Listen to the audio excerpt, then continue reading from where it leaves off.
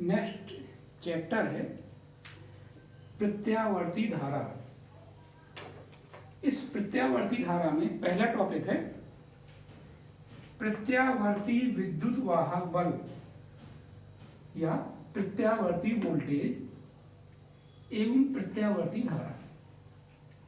इस चित्र को समझो। इसमें क्रॉस जो है ये चुंबकीय क्षेत्र है। चुंबकीय क्षेत्र ब्लैक बोर्ड के लंबवत अंदर की तरफ है बी।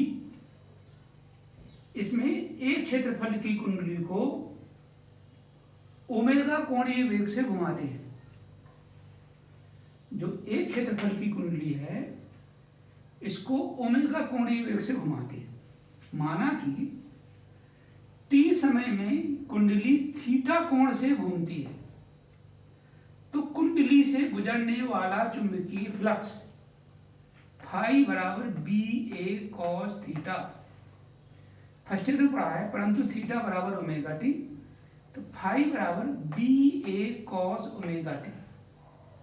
चुंबकीय फ्लक्स परिवर्तन की दर, आप पूरा लिखेंगे, चुंबकीय फ्लक्स परिवर्तन की दर डी फाई बटे डी टी बराबर, इसका मतलब ये हुआ कि इसका अवकलन कर दें तो डी बटे डी टी बी ए कॉस ओमेगा टी। बी ए नियतांक के बाहर निकाला, डी कॉस ओमेगा टी बटे D T. Cos omega T का होता है minus omega into sine omega T. Differentiation होता है minus omega into sine omega T, तो ये हो जाएगा minus B A omega sine omega T, समीकरण नंबर 1। फैराडे के विद्युत चुंबकीय प्रेरण संबंधी नियम से प्रेरित विद्युत वाहक बल E बराबर होता है minus N into D phi बटे डी टी। डी फाई बटे डी टी का मान इस समीकरण 1 से रख दें तो minus N into minus B A omega sine omega T, minus minus का प्लस हो जाएगा N B A omega sine omega T, समीकरण नंबर 2। जब ओमेगा टी बराबर 90 डिग्री तो अधिकतम प्रेरित विद्युत वाहक बल E0 बराबर, क्योंकि साइन 90 का मान 1 होता है, तो उस अवस्था में जो ये प्रेरित विद्युत वाहक बल है ये हो जाएगा अधिकतम प्रेरित विद्युत वाहक बल E0 बराबर एन बी ए ओमेगा। ये मान ये इस पर न्यूमेरिकल आते थे पहले, अब नहीं, जब चौथराखंड बना तब से कोई न्यूमेरिकल नहीं आया, तो इस पर न्यूमेरिकल आते हैं E0 बराबर एन बी ओमेगा पर। ये मान इस समीकरण 2 में रख दें, माने एन बी ए ओमेगा की जगह E0 रख दें तो E बराबर E0 साइन ओमेगा टी। ये होगा प्रेरित विद्युत वाहक बल का सूत्र। एक बार और समझो। चुंबकीय क्षेत्र B कागज के तल के लंबवत अंदर की तरफ है। ये ब्लैक बोर्ड है तो यहाँ ब्लैक बोर्ड के लंबवत अंदर की तरफ आप लिखेंगे कागज के तल की लंबवत अंदर की ओर है। इसमें ए क्षेत्रफल की कुंडली को ओमेगा कोणीय वेग से घुमाते हैं। इस ए क्षेत्रफल की कुंडली को ओमेगा कोणीय वेग से घुमाते हैं। टी समय में थीटा कोण से घूमती है तो कुंडली से गुजरने वाला चुंबकीय फ्लक्स फाई बराबर बी ए कॉस थीटा, परंतु थीटा बराबर होता है ओमेगा टी, तो फाई बराबर हो जाएगा बी ए कॉस ओमेगा टी। चुंबकीय फ्लक्स परिवर्तन की दर डी फाई बटे डी टी बराबर है, इसका डिफरेंशिएशन कर दें तो डी बटे डी टी बी ए कॉस ओमेगा टी, बी ए बाहर निकाला, डी कॉस ओमेगा टी बटे डी टी। कॉस का होता है माइनस साइन और कॉस ओमेगा टी का हो जाएगा minus omega into sine omega T, तो minus B A omega sine omega T. Faraday के विद्युत चुंबकीय प्रेरण संबंधी नियम से प्रेरित विद्युत वाहक बल E बराबर minus N into D phi बटे डी टी।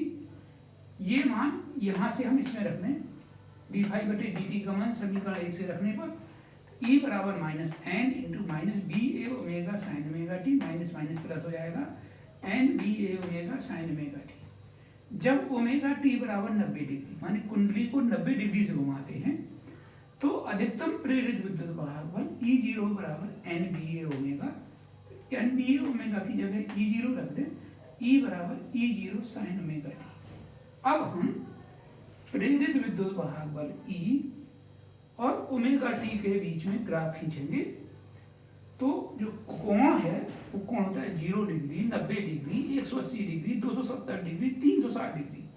तो देखो 0 डिग्री ये है, एक्स अक्ष में थीटा बराबर ओमेगा टी और वाई अक्ष में प्रेरित विद्युत वाहक बल E, ये 0 है, ऊपर प्लस E0 माने अधिकतम प्लस E0 नीचे ऋणात्मक अधिकतम मान माने माइनस E0, तो ये प्लस E0 है, ये अधिकतम मान, ये माइनस E0 है। थीटा का मान 0 degree, 90 degree, 180 degree, 270 degree, 360 degree, ये रखें। अब आप समझो, जब ओमेगा टी का थीटा, ये देखो थीटा बराबर ओमेगा टी और ई के बीच में हमने मान रखे और इसको हमने देखा। देखो जब ओमेगा टी की जगह 0 रखोगे तो साइन 0 का मान होता है 0, 0 का E0 में गुणा करोगे 0 हो जाएगा। फिर जब थीटा बराबर ओमेगा टी बराबर 90 रखोगे तो साइन 90 का मान होता है 1, 1 का E0 में गुणा करोगे E0 हो जाएगा।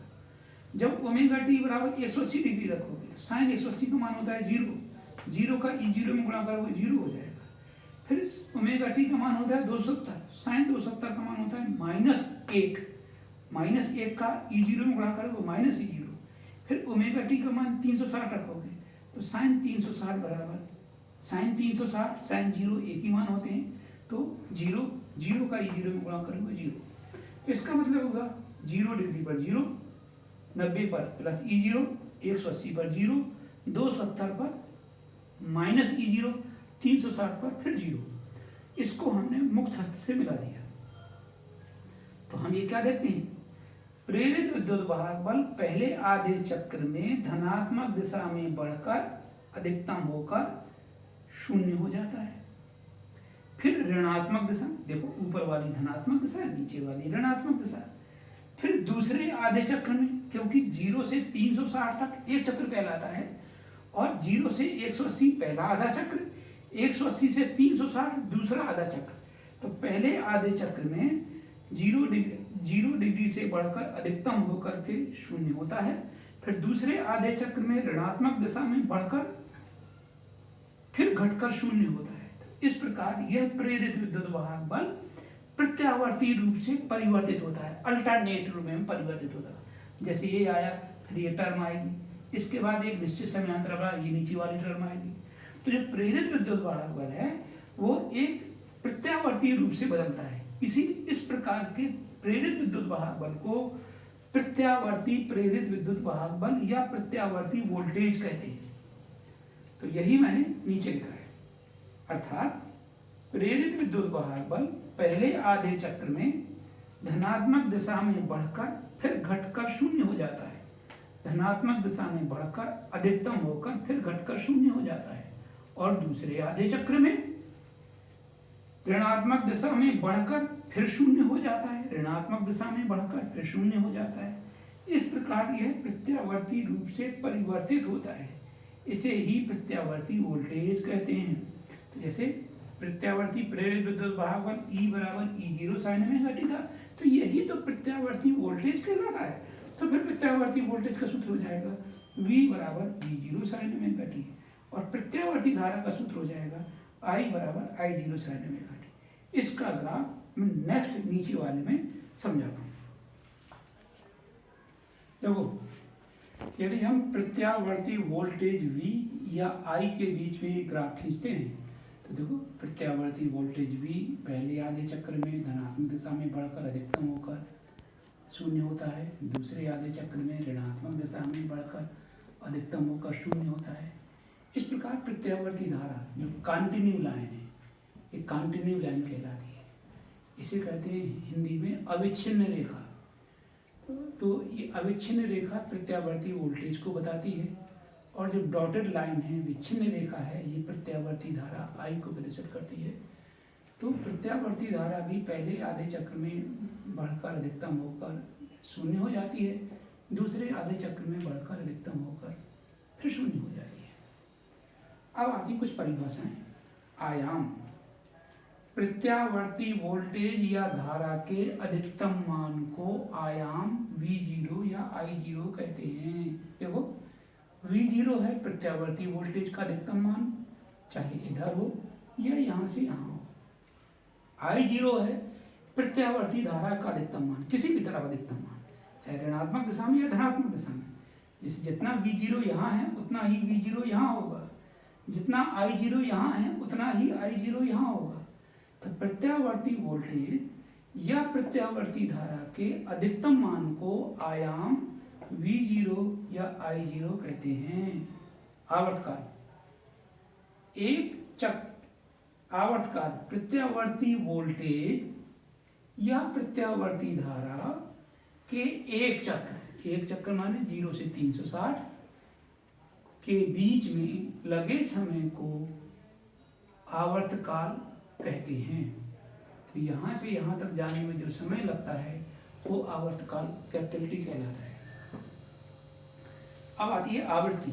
1 सेकंड में किए गए चक्रों की संख्या को आवृत्ति F कहते हैं। भारत में, हमारे देश में एसी की आवृत्ति 50 हर्ट्ज है। आवृत्ति F बराबर होती है 1/T। नेक्स्ट है प्रत्यावर्ती धारा का औसत मान। औसत मान ज्ञात करना है। तो देखो ये I है, ये 0 से 90 180 डिग्री पर घट के 0, दूसरे आधे चक्र में 360 बढ़ा, फिर 0 से 270 तक बढ़ा, फिर 360 में फिर 0 हो गया। तो जितना धनात्मक दिशा में बढ़ता है उतना ही ऋणात्मक दिशा में घट करके बढ़ता है। तो इस प्रकार इसका मतलब ये हुआ कि प्रत्यावर्ती धारा का एक चक्र के लिए औसत मान 0 होता है। प्रत्यावर्ती वोल्टेज का भी एक चक्र के लिए औसत मान 0 होता है। तो यही मैंने लिखा है, प्रत्यावर्ती धारा पहले आधे चक्र में 0 से बढ़कर अधिकतम होकर 0 होती है। 0 से बढ़कर अधिकतम होकर 0 होती है, इसे 90 डिग्री है। और फिर दूसरे आधे चक्र में ऋणात्मक दिशा में बढ़कर अधिकतम होकर 0 होती है। इस प्रकार अतः प्रत्यावर्ती धारा का एक चक्र के लिए औसत मान 0 होता है। तो अतः आधे आधे चक्र के लिए निकालते हैं, पहले आधे चक्र के लिए और दूसरे आधे चक्र के लिए।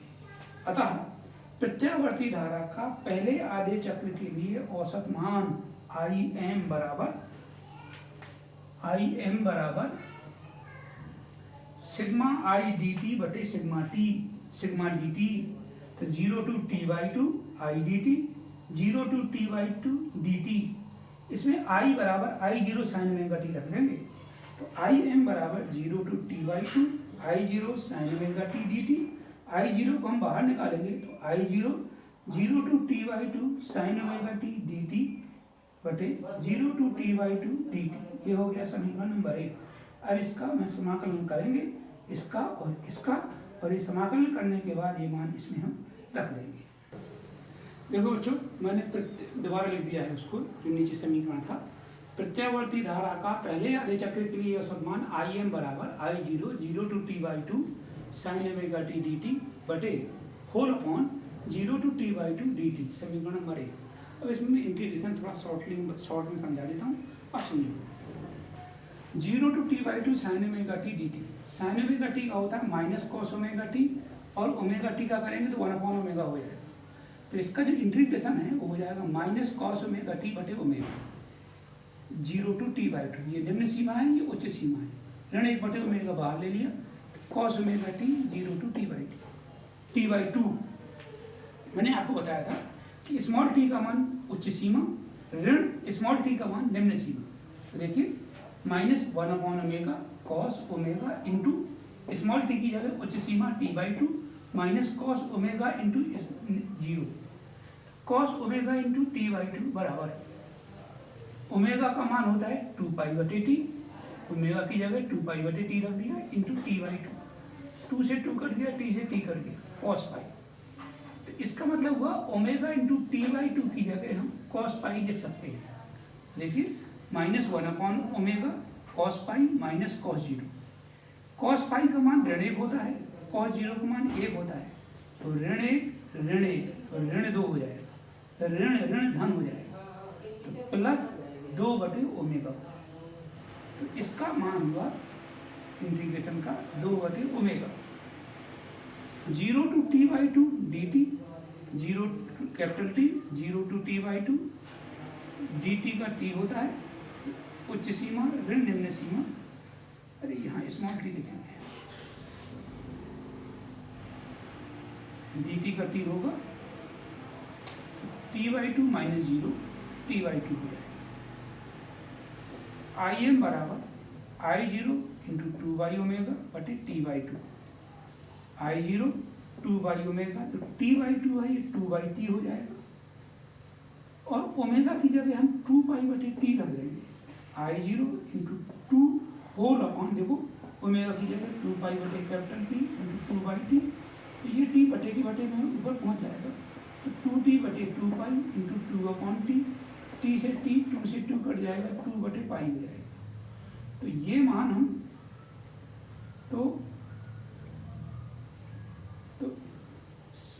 तो ये जो मान है, ये मान यहाँ लिखने के लिए, ये मान समीकरण 1 में रखना, यहाँ पर लिखना चाहिए, यहाँ लिख दीजिए। I0 बराबर कितना, IM बराबर कितना, IM बराबर हो गया, यहाँ I0 लिखना,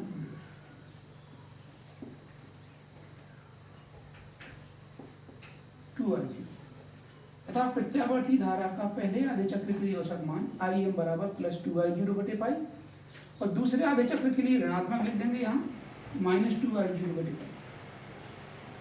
प्रत्यावर्ती वोल्टेज का पहले आधे चक्र के लिए औसत मान VM बराबर प्लस 2V0 बटे पाई।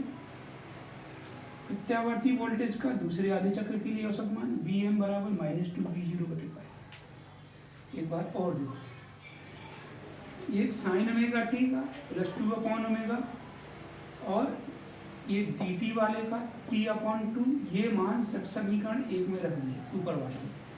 IM बराबर I0 इंटू 2 अपॉन ओमेगा बटे t अपॉन टी 2, तो I0 into 2 upon omega into t upon 2, ये हो गया 2 अपॉन टी, और ओमेगा बराबर 2 पाई बटे टी, तो ये t बटे के बटे में फिर ऊपर पहुंच जाएगा, तो I0 into 2t upon 2 pi into 2 upon T, तो देखो ये 2 से 2 कट जाएगा, ये t से ये t कट जाएगा, 2I0 बटे पाई बचेगा। इसका मतलब हुआ पहले आधे चक्र का औसत मान IM बराबर प्लस 2I0 बटे पाई, यही लिखा है। प्रत्यावर्ती धारा का पहले आधे चक्र के लिए औसत मान IM बराबर प्लस 2I0 बटे पाई।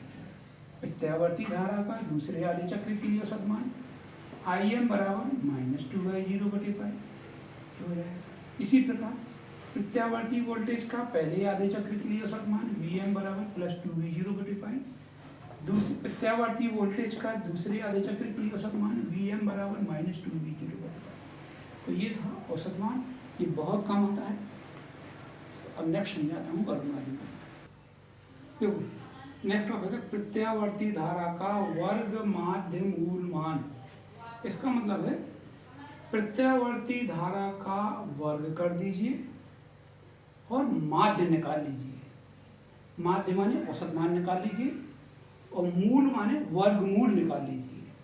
वो कहलाएगा प्रत्यावर्ती धारा का वर्ग माध्य मूल मान, और ये सब एक चक्र के लिए होगा। तो इसकी अंग्रेजी होती है रूट, स्क्वायर रूट, मीन, औसत, फिर स्क्वायर कर दो, वर्ग कर दो, वैल्यू।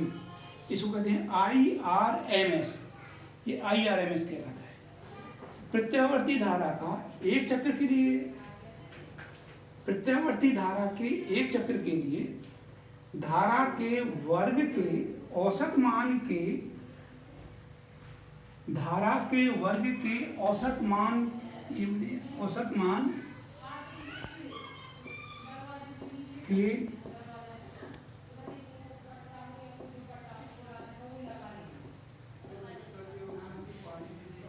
वर्गमूल को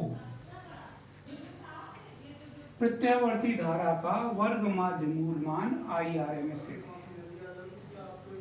प्रत्यावर्ती धारा के एक चक्र के लिए धारा के वर्ग के औसत मान, देखो धारा के वर्ग के, माध्य माने औसत मान के, यहाँ पर के, मूल माने वर्गमूल को वर्गमूल को,